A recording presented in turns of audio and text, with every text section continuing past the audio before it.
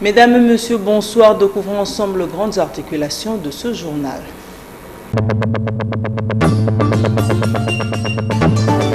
La République démocratique du Congo va abriter du 19 au 28 février 2022 le 9e jeu de la francophonie.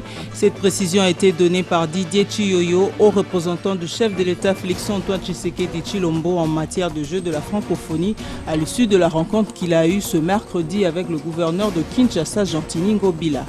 Une rumeur faisant état de la vaccination des élèves contre la Covid-19 a circulé dans certaines écoles de Lubumbashi et Bukavu. Cette situation a provoqué un mouvement de panique dans le chef de parents d'élèves.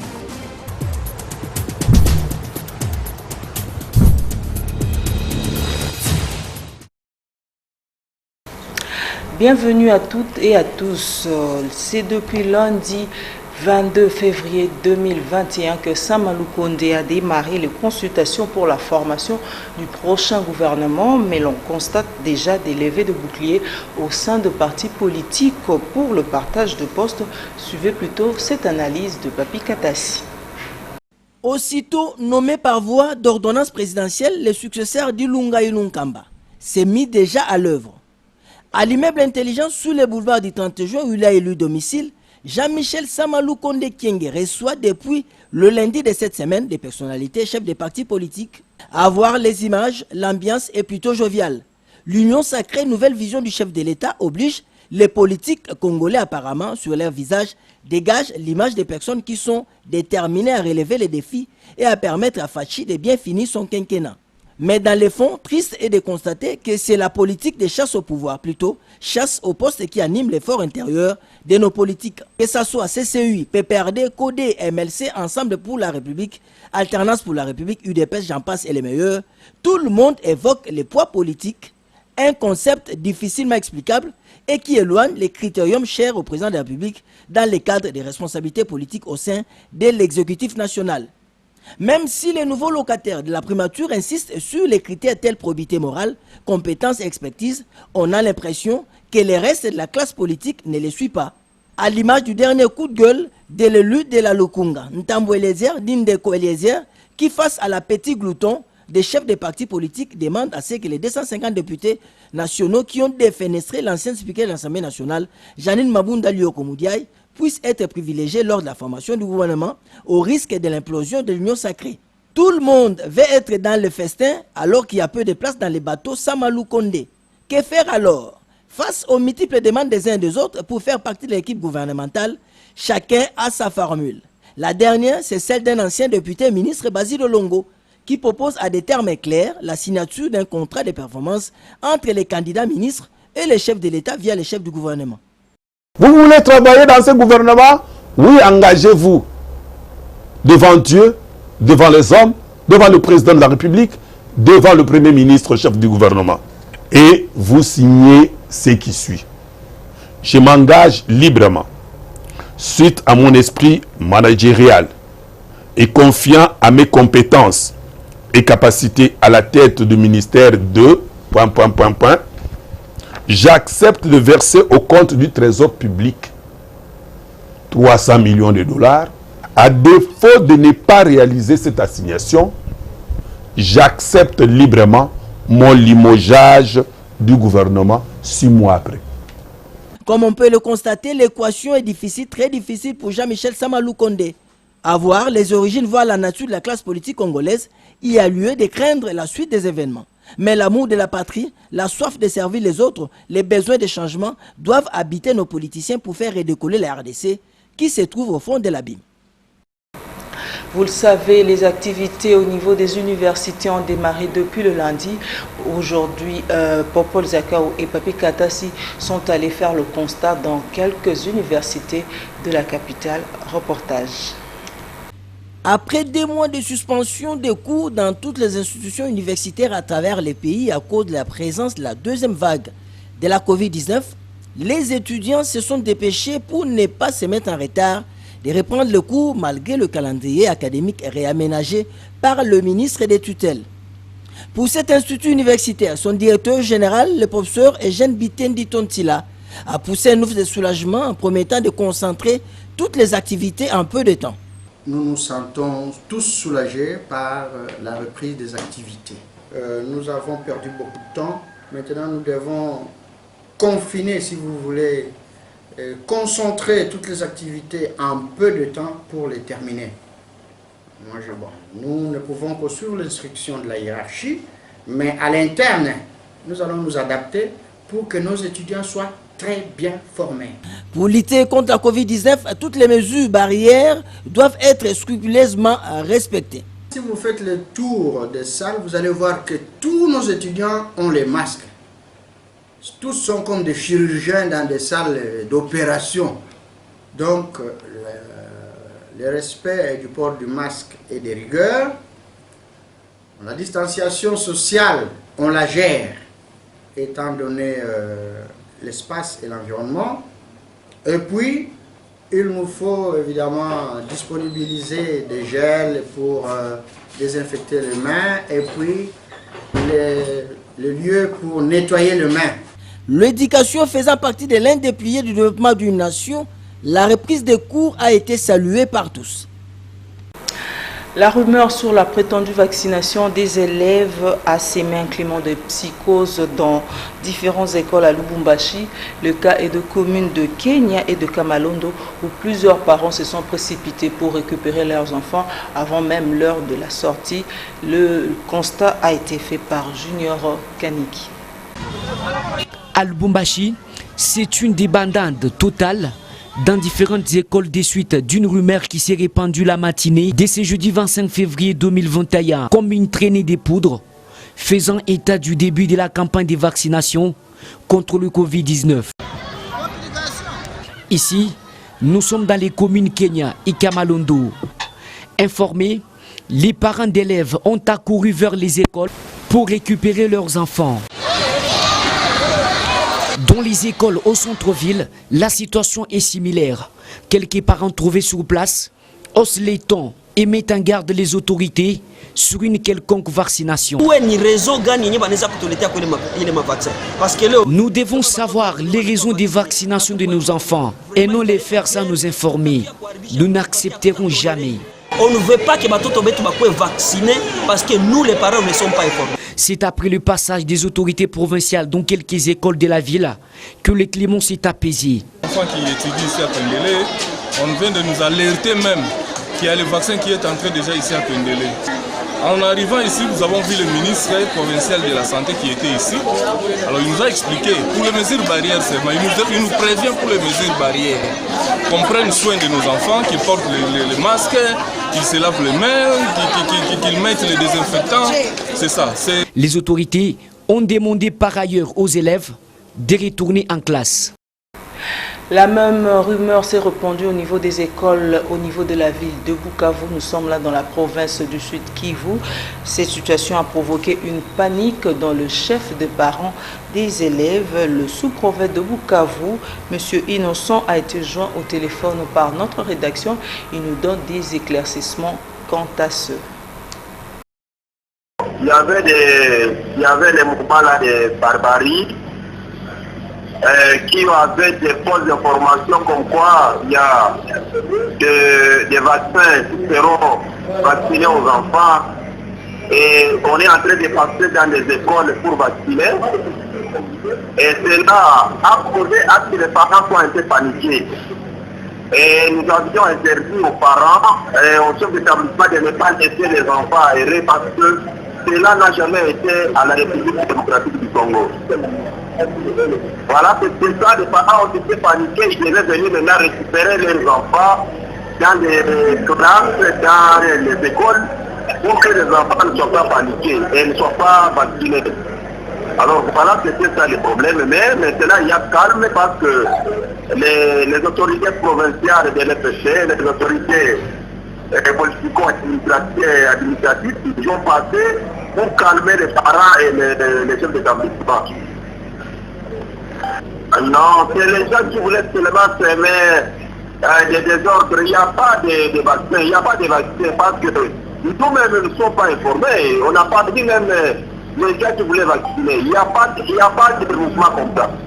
En tout cas, on n'a pas dit ça. Ce sont des gens seulement de la rue qui ont créé des histoires pareilles. Et puis le premier citoyen de la ville de Kinshasa, Jean-Tini Ngobila, a reçu hier, mercredi 24 février 2021, dans son cabinet de travail, M.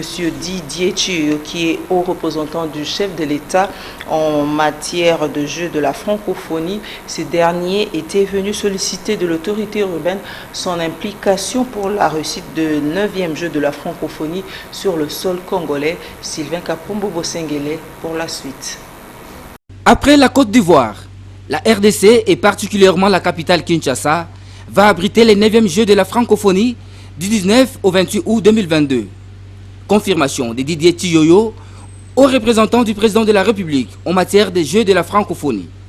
La dite précision a été donnée à la presse au sortir de l'audience lui accordée par le gouverneur de la ville, Jean-Tini Ngobila Mbaka. Nous avons été chaleureusement reçus par le gouverneur de la ville, M. Jean-Tini Ngobila. Je confirme 1000% que les Jeux auront bien lieu. D'ailleurs, je vous informe que d'ici la semaine prochaine, il y aura la cérémonie de lancement des travaux officiels en la présence du président de la République et toutes les autorités, notamment le gouverneur de la ville. Donc à partir de là, j'aimerais que le travail puisse parler à ma place. Alors la finalité, c'est qu'il va s'impliquer à 100% au même titre que le président de la République. Donc je pense que nous faisons une équipe d'enfer. Donc je vous donne rendez-vous sur le terrain dans quelques semaines.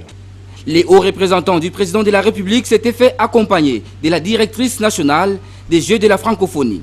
Zeina Nina s'est dit satisfaite et rassurée de l'implication du chef de l'État Félix-Antoine Tshisekedi et du gouverneur Jean-Tini Ngobila pour la réussite de ces événements axés sur 2 domaines, à savoir les sports et la culture. Aujourd'hui, les Jeux s'organisent à Kinshasa. Donc, ils sont intitulés Kinshasa 2021-22. Maintenant, nous sommes le comité international. Nous venons en mission. Donc, il y a des missions qui ont lieu tous les 2 mois, 3 mois, suivant la nécessité. Donc, aujourd'hui, il y a l'implication du président de la République, du gouverneur de la ville.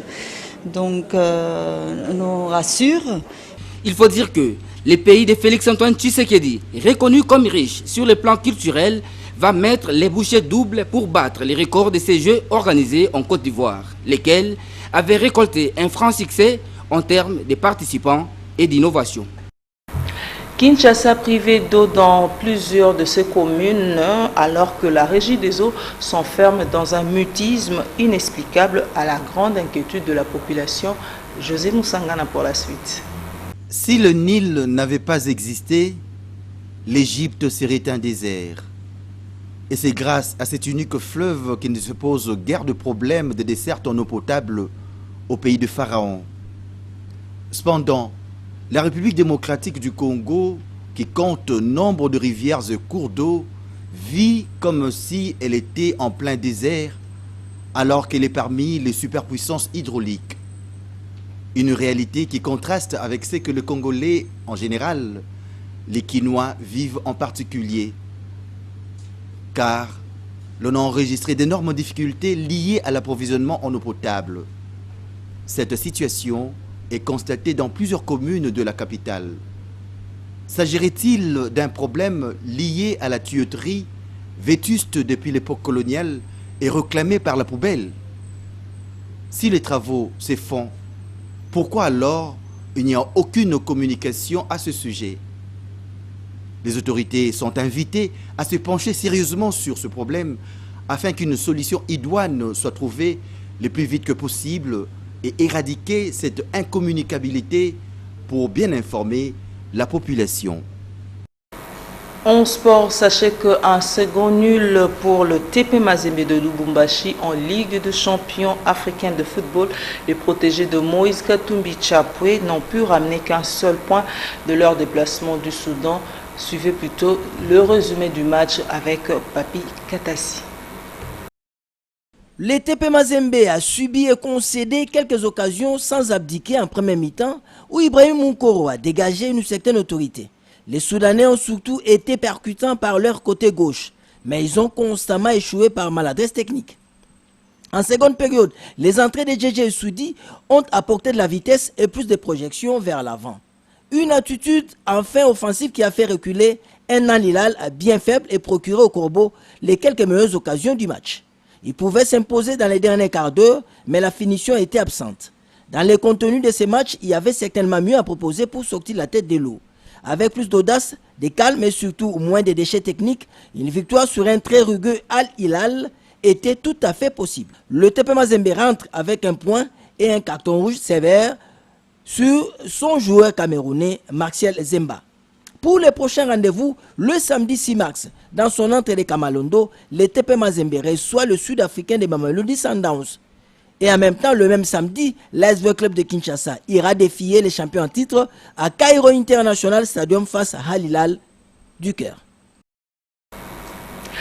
Désiré Limesso, président provisoire de la boxe professionnelle, a tenu une réunion avec les entraîneurs et les boxeurs au stade de Martyrs. Après cet échange, il a été décidé de l'organisation d'un gala le 7 et 8 mars prochain à Kinshasa. Les détails dans ce reportage signé Ndaï Lambouchi et Damien Mahongo. Les comités provisoires de la boxe professionnelle continuent de multiplier des réunions en vue de réussir l'organisation de vastes programmes dans le cadre des préliminaires des conquêtes des ceintures. Dans les combats seront aussi organisés dans presque toutes les provinces de la RDC. En effet, la boxe professionnelle permettra aux pugilistes de se rivaliser sur les rings les 7 et le 8 mars prochains. Nous allons organiser durant pratiquement tous les premiers trimestres de cette année. Donc là, nous commençons déjà le 7 mars ici, donc du 7 au 8 mars. Ça sera en plein air et il y aura des combats de boxe professionnelle dans ces cadres-là. Par rapport à la nouvelle donne que nous voulons imprimer dans la boxe professionnelle, et nous avions quand même tenté de donner des réponses à leurs questions. Et en tout cas, ça s'est bien passé. D'ailleurs, la preuve est là. C'est presque tout le monde qui est satisfait de ce qui vient de se passer ici. Désormais, tous les boxeurs professionnels de la RDC qui vont prendre part aux différentes compétitions que la Ligue nationale des boxe professionnels va organiser seront, disons, leurs noms vont se retrouver premièrement dans la boxe REC. Ce comité provisoire organisera une importante réunion avec les délégués des ligues qui viendront aux championnats nationaux de boxe amateur. Prenons à présent le condensé de l'actualité africaine avec nos partenaires de la Voix de l'Amérique.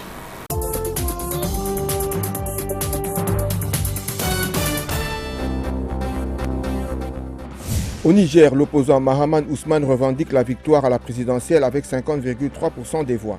Mardi, la commission électorale a déclaré son challenger Mohamed Bazoum vainqueur avec 55,75%. Des manifestations de mécontentement ont lieu dans plusieurs villes du pays. En Côte d'Ivoire, l'ex-président et actuel opposant Henri Konan Bédié a appelé à voter massivement aux législatives du 6 mars, appel auquel il a associé l'ancien chef de l'État Laurent Gbagbo. Leurs partis respectifs, le PDCI et le FPI, ont formé une alliance en vue du scrutin.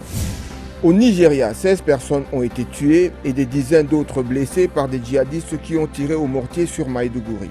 Mardi, ces djihadistes ont franchi des fossés protégeant la ville et ont tiré des obus, dont 2 ont atteint 2 quartiers densément peuplés. En RDC, au moins 13 personnes, dont un militaire, ont été tuées dans 2 attaques attribuées au groupe armé Forces démocratiques alliées ADF à Béni. Ce massacre porte à au moins 1013 les civils tués par des acteurs armés dans le territoire de Béni depuis novembre 2019.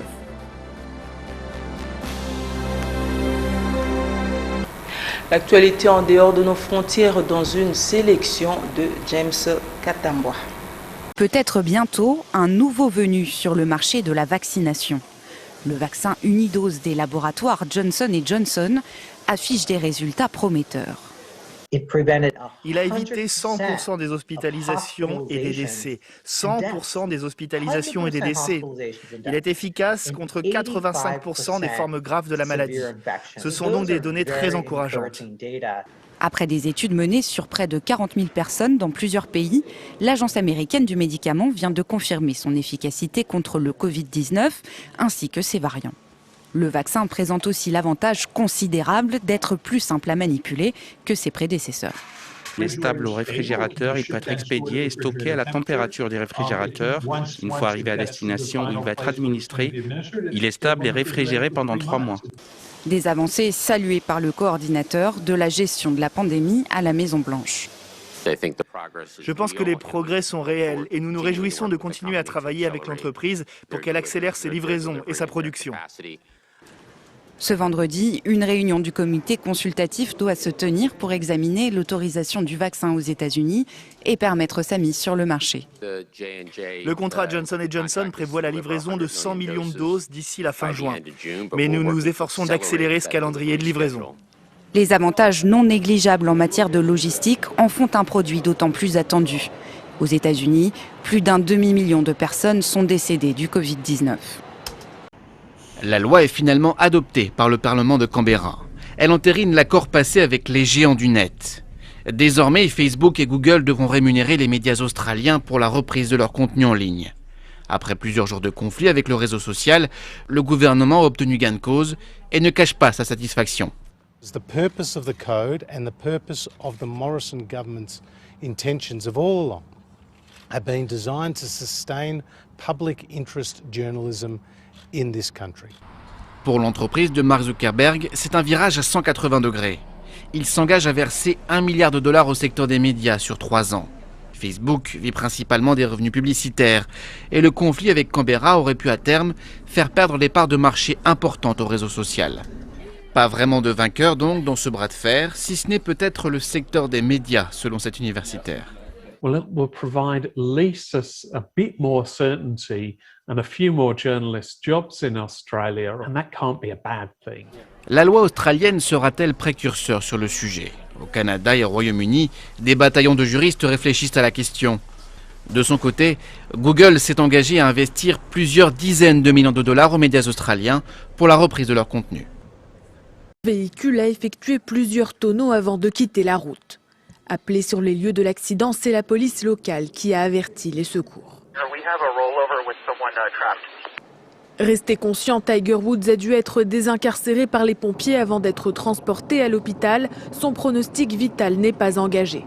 Le champion de golf descendait d'une colline du comté de Los Angeles par une route sinueuse selon les habitants de la zone. Les gens sont amenés à rouler très vite ici. Ça arrive souvent. Il est arrivé plusieurs fois que les gens sortent de la route. Ça peut être traître. La police estime que rien n'indique que Tiger Woods était sous l'emprise d'alcool ou de drogue et confirme que les accidents sont courants sur cette route. C'est un endroit propice aux accidents et à la vitesse. J'ai vu plusieurs accidents. Grâce à son véhicule moderne et au fait qu'il portait une ceinture, je dirais que ça a augmenté les chances de sauver sa vie. 2 anciens présidents dont il était proche, Donald Trump et Barack Obama, lui ont adressé leurs vœux de rétablissement. Le joueur a été blessé aux jambes et doit subir une intervention chirurgicale. Récemment opéré du dos pour la 5e fois, sa présence au Masters en avril prochain, l'une des plus grandes compétitions de golf, était incertaine. Tiger Woods a remporté 15 titres majeurs, le dernier en 2019. Place à présent à la revue de presse dans une sélection commentaire de Papi Katassi.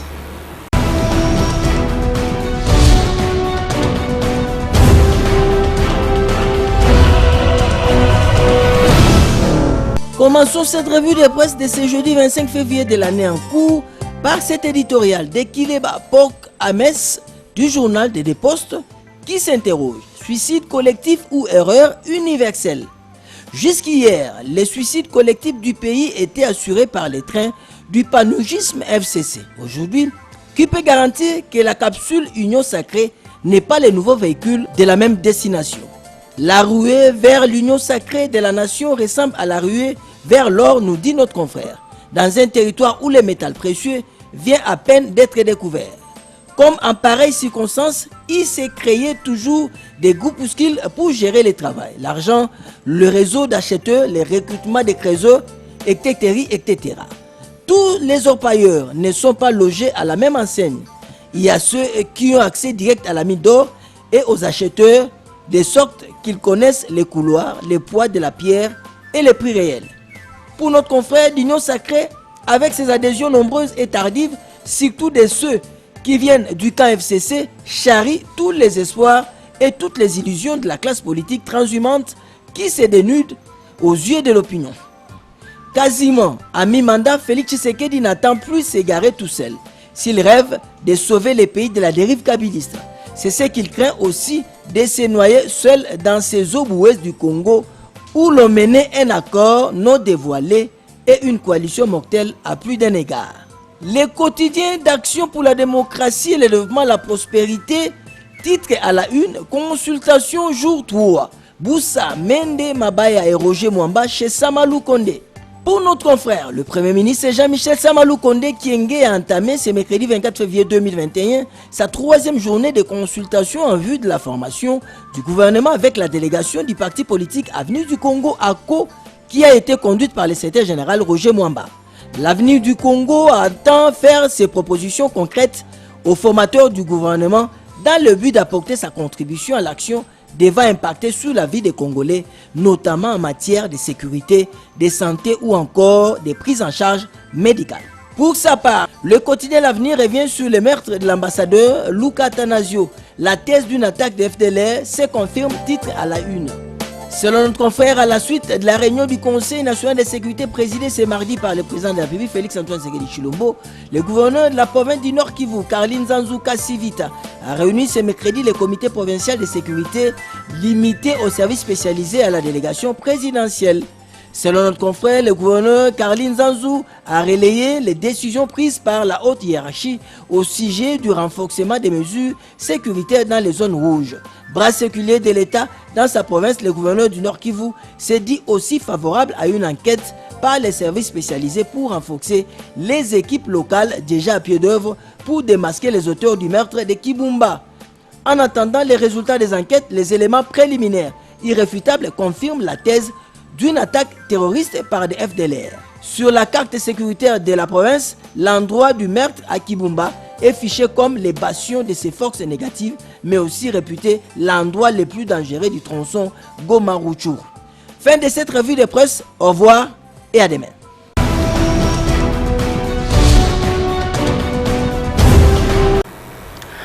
Nous sommes arrivés à la fin de ce journal, mais avant de nous quitter, prenez le rappel de titre.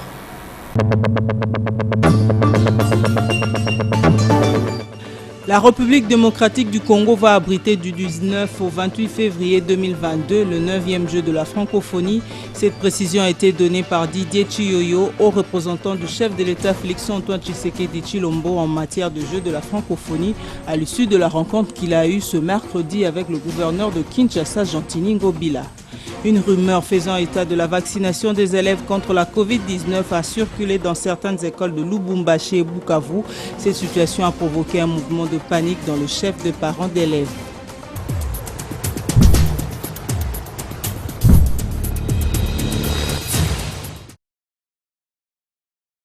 Fin de ce journal, prenons rendez-vous demain à la même heure sur la même chaîne. Entre-temps, prenez soin de vous. Au revoir.